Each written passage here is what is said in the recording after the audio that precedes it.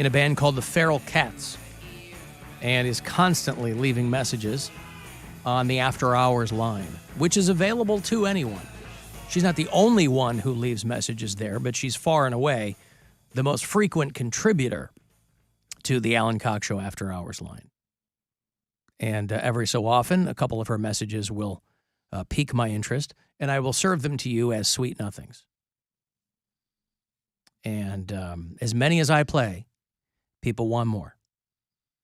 So I'll have one for you shortly. They've announced your NBA All-Stars. The Cavalier's own Donovan Mitchell, one of your starters in the East. And boy, wouldn't you know it? I'll tell you what, they make pretty good picks because all 10 of these players, as it turns out, are really good. They're really good. They are. These are good picks. Well, they kind of changed the way they do the voting because it all used to be fan votes. And then players would stuff the box, and there'd be players that weren't really at their peak. They'd end up being like starters, and they're like, well, that's not good. Oh, I see. So now it's a mix of fan vote and some player votes, coaches vote, writer votes. It's a mix of things. So you get kind of the top players as the All-Star starters. And Donovan Mitchell. And now I also don't forget they're not East and West anymore. There's a captain, and they do a draft of all the players in a couple weeks. Oh, is that what they do? That's really fun, yeah. Okay. So you got Kevin Durant, who is he with the Golden State? Nets. Kyrie Irving also for the Nets. Yes. Giannis Antetokounmpo from your Milwaukee Bucks is the captain. Donovan Mitchell from your Cleveland Cavaliers. Jason Tatum with the Celtics. Very good. West, Stephen Curry. Yeah. There you go. Good job, Poundcake. Yeah, I got to tell you, anytime he comes up, I can never remember if it's Stephen or Stephen. But then they call him Steph Curry. Yeah. Stephen Curry with the Warriors. Luka Doncic from the, don't tell me, Mavs. Yes. Good job. LeBron James. Nailed it. Is the captain. Zion Williamson from your New Orleans Pelicans. And Nikola Jokic. You said they call him the Joker. Yep. What he team? is with the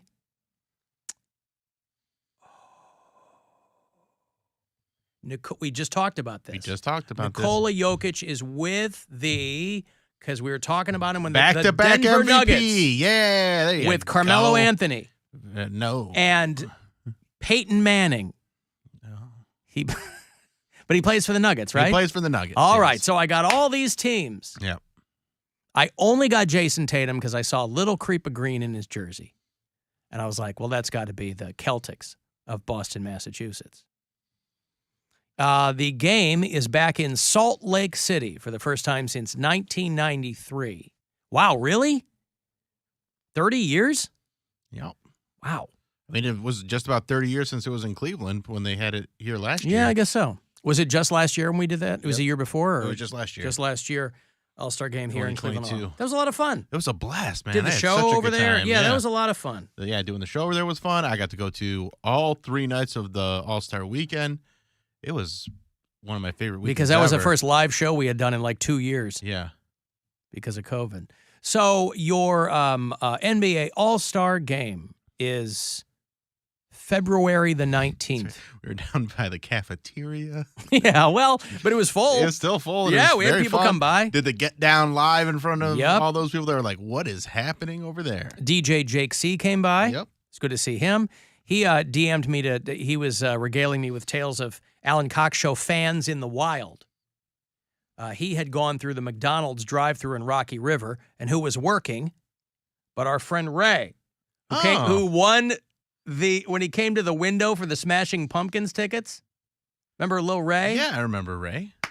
Those two start kibitzing there about the show. Small world, small town. So people are always looking for. Oh, small town vibes is what people love. Good vibes only. I mentioned the Alan Cox Show After Hours line. Jenna is not the only person who leaves messages there. She leaves a lot of them. but anybody can leave a voicemail. It's 216-986-8903. Alan, baby, Corey, Turbine Springs. Catching up, podcast, Wednesday. Poundcake Sportsbreak. Very fast, out of love. Cody, just breathe. Dude, you've been on the radio for years, man. Comedy is timing. ... plus tragedy. Just take a second. Your jokes are funny. Your writing's funny. Sports Break is great. Gotta stop stammering through your reads, bro. You got this. Keep on keeping on. Bye. Poundcake, your thoughts? I appreciate the criticism. I didn't think I was going that fast, but if I was, then I got stuff to work on. Well, it is partially my fault, because when we started doing the Poundcake Sports Break, I gave him 90 seconds. Mm-hmm.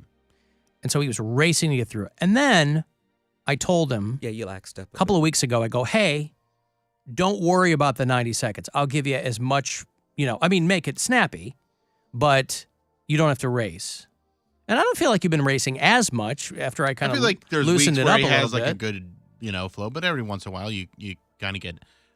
You think you over-rehearse it? Yeah. I don't. But the thing is, I this last one, I made it a point not to over-rehearse it because a lot of the stuff was ad-lib. Like I had what I wanted to talk about, and then like the parts where you talk about like the Beijing and stuff like that. That stuff was like off the cuff. So You mean on the cuff? Don't mess me up with We're my gonna messed up confuse him so I was gonna say, much. don't do that. I want to get it right. Yesterday he said on the cuff, and we were like, ha, ha, ha, ha. And he says off the cuff. We go, ha, ha, ha, ha. This poor kid. Poundcake, there's an app that is a teleprompter. Grammarly. And you could probably even put it on your computer or on your phone or even on like an iPad or something. And you read it as the words light up so you don't go too fast. Yeah, your sports break can be like You karaoke. can time it out, yeah. Yeah. Do you want to look into something like that? Possibly, because I know I do suck on a teleprompter. You read it off your phone now? No, I don't. I stopped reading off my phone. You I did. put it on my. It's on my screen now. Gotcha. Which has helped out a lot. Well, I was going to say, a bigger screen is going to be, Yeah, because before you put it in like 14-point font? I put 18-point font. 18?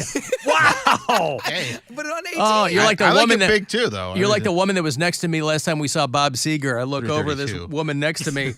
She's texting. What? I said I like it big too, and I called myself out 332. This woman on her phone right next to me was like, she was probably late 60s, early 70s. Massive font on these texts. And I've seen more and more people do that. Like, not even old people. Oh, Bobby Kelly does that. I don't remember where I was, and there was a girl who, she looked like maybe she was late 20s, early 30s. I don't know why I was close. Maybe I was in line or something. And I wasn't like spying or anything, but I couldn't help it.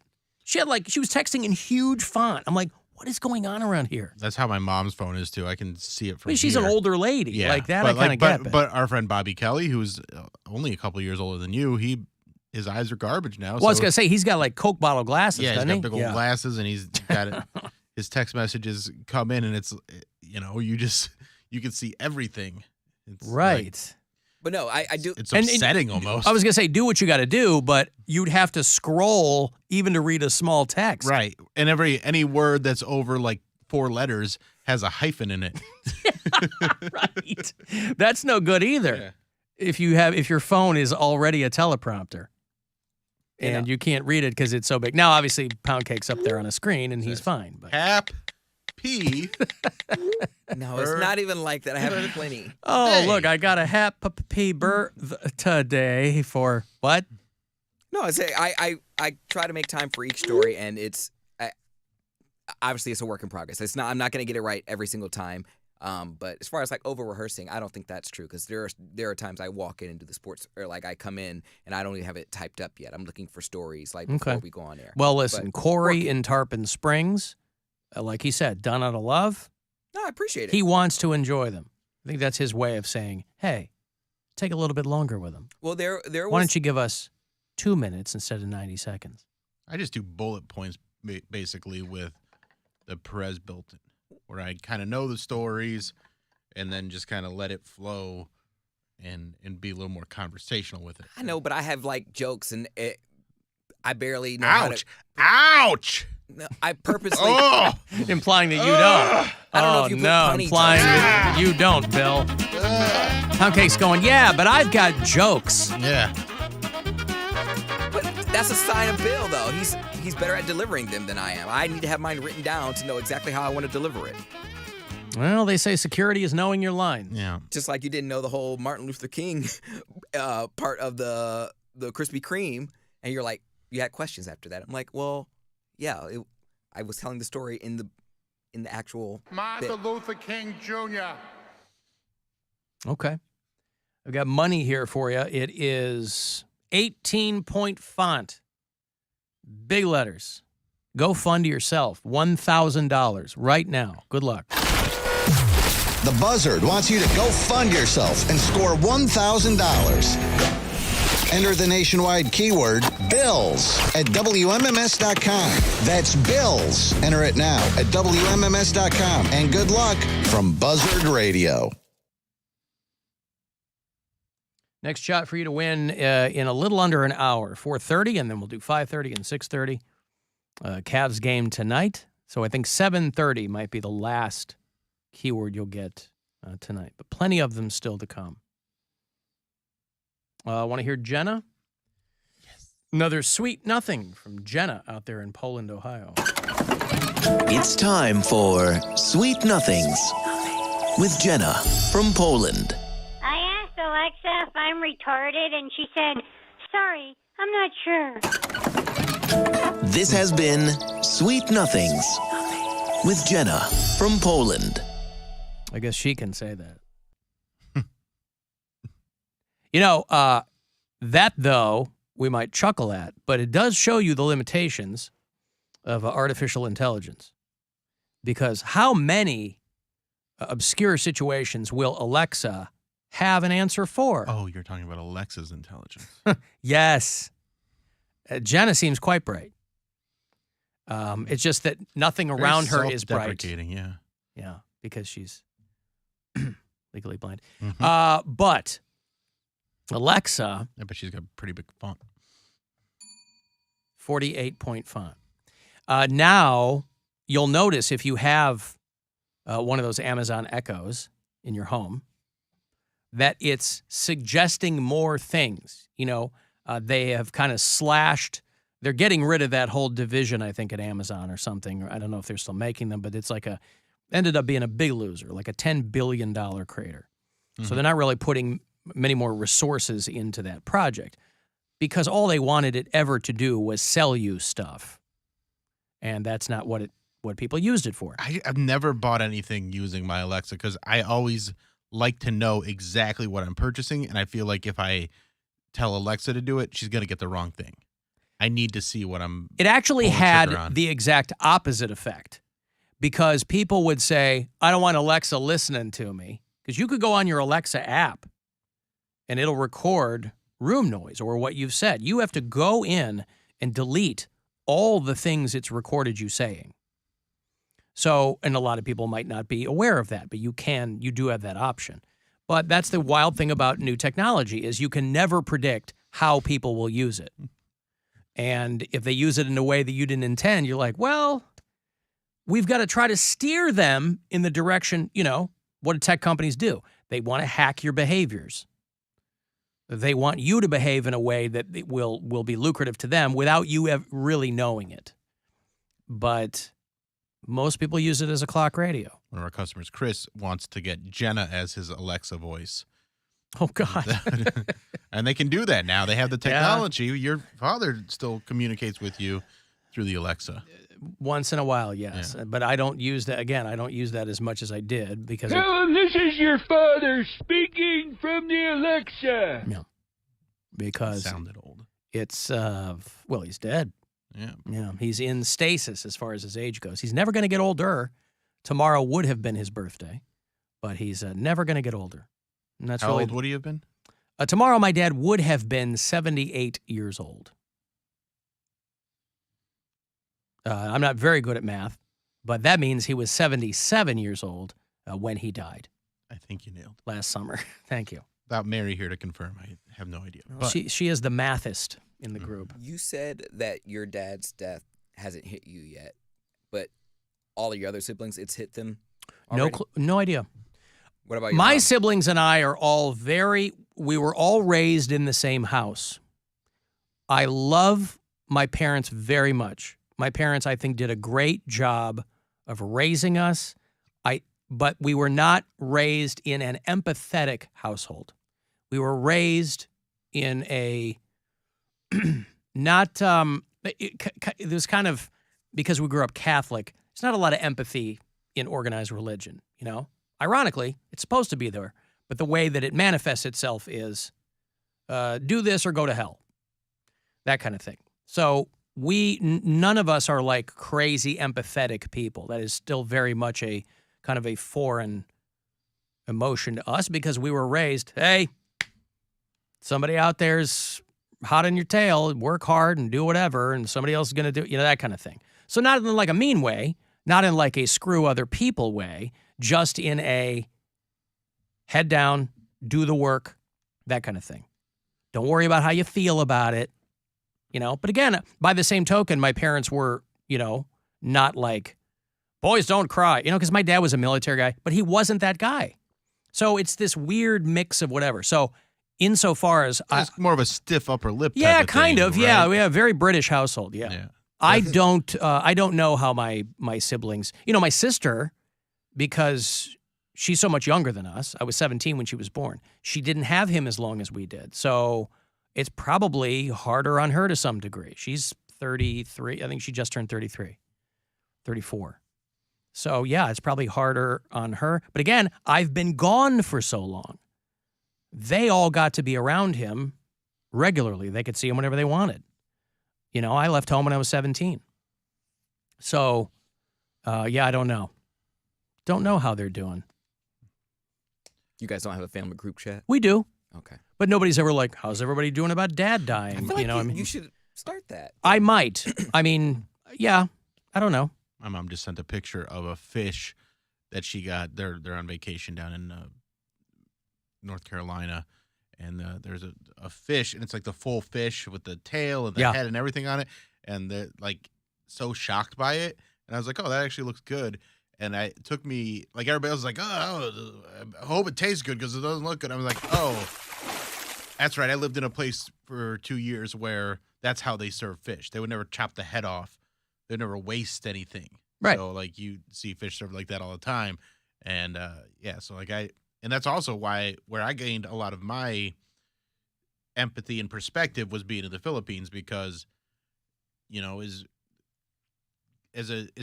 weird as that time was in my life, I did enjoy the people in the Philippines and just their outlook on life, and was, would often have to put myself in their place to think of what they go through on a daily basis and the struggles that they have. Sure. And it gave me just a great point of view to understand that, how thankful I was for everything that I have here, but also just how you can, live a happy life and not have a lot of things. It's also a coin flip as to like what part of the world you were born in. Mm-hmm. I mean, we could have been born in, who knows? Yeah. I always think about that. Like, well, that's one of those weird things too, where I'm sorry, Poundcake. You're good. Where in the Mormon church, they were always telling us like we were like chosen because we were born into the church. And so they give you that kind of like feeling like you're some sort of elite. And then when you get away from that, you go, oh no, I'm just incredibly lucky that I was born when and where I was born. Yeah. It has nothing to do with some prior life experience. It's just, I got lucky. There's no celestial tap on the shoulder. Right. Yeah. What, Cody? No, I was just thinking about like, had I been born in another country, like Zimbabwe? Like Zimbabwe. I that's where it goes into like nature versus nurture. Clearly I would be in the closet, but I don't think I would be fooling anybody. They probably would have killed me. There's still time for that to happen here. Would you be living in their capital city, do you think? It's a big city. Zimbabwe. I don't know what's the name of their capital city. Zimbabwe? Zimbabwe to Zimbabwe. I think Harare is the capital of Zimbabwe. Harare. Ooh, that sounds. It's like 20 million people. It's a massive Zimbabwe. These other cities are Zimbabwe 2 and Zimbabwe 3. I love it. Okay, a lot of people in Zimbabwe speak English, by the way. There's a lot of languages spoken, but a lot of people speak English. You do okay over there. Yeah, but they don't like gays, and that's Is that true of Zimbabwe? most of the countries in Africa, other than South Africa, they don't like gays, and that is a hated offense. All right. Oh, I've got to take a break. If you'd like to send a text for anything, 35192, and we'll be back. The Alan Cox Show on 100.7 WMMS.